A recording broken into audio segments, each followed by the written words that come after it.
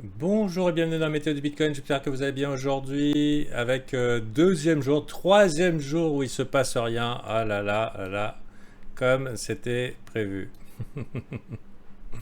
Bon, malheureusement on n'a pas d'informations supplémentaires sur la direction potentielle, sinon qu'aujourd'hui ce sera une fin de journée, en tout cas mi-journée pour les métropolitains qui sera mouvementée puisque ce sera l'annonce du CPI je crois, donc globalement du taux d'inflation. En général c'est un événement qui est hautement volatile et à vrai dire on s'attend un petit peu à toutes les directions.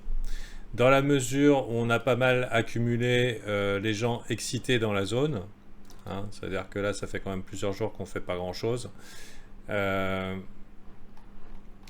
qu'on hésite et tout, on accumule la liquidité de part et d'autre des extrémités, il faut s'attendre à une sérieuse volatilité. La direction exacte, inconnue, sauf qu'on sait que le mois de mars, de toute façon, ce sera une probable mauvaise période, pas certaine, pour l'économie en général, avec les augmentations de taux d'intérêt qui nous attendent, dont on ne connaît pas l'amplitude.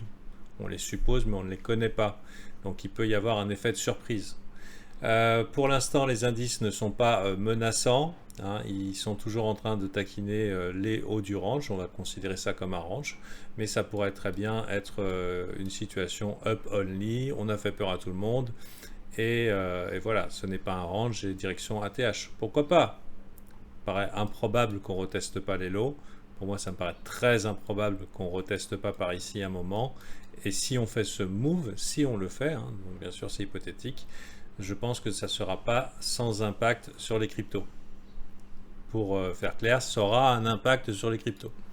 Pour l'instant, c'est pas là. Si vous avez des positions, mon petit conseil d'ami, de coach, c'est si vous avez des positions de levier, peut-être les fermer en approche de cet événement assez important et hautement volatile. Et ça évite de se faire découper bêtement. Voilà. Pour l'instant, ça c'est pour ce qui pourrait se passer dans la journée. Probablement trade choppy, probablement des mèches de partout. Maintenant, la création d'un creux.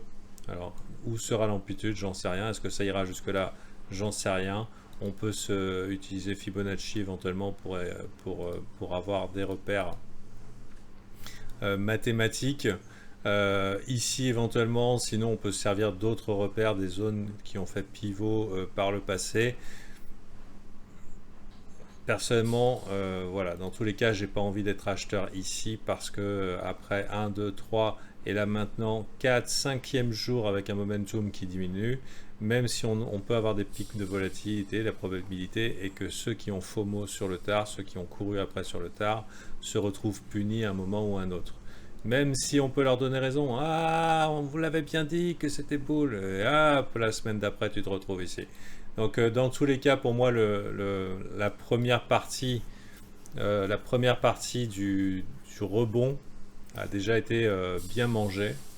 Et du coup, si vous avez fait des plays qui étaient profitables, moi personnellement, ça commence à être le genre de période où simplement j'attends que ça se passe et j'attends l'acte 2. Voilà, je n'étais pas censé faire de météo du Bitcoin vu qu'en fait il ne s'est rien passé et que je pense qu'il n'y aura pas de direction claire à part de la volatilité. Une fois l'événement passé, éventuellement la direction sera claire. Mais là je peux vous dire, hein, c'est 50-50. 50-50. Donc voilà, maintenant fidèle au poste, rendez-vous demain.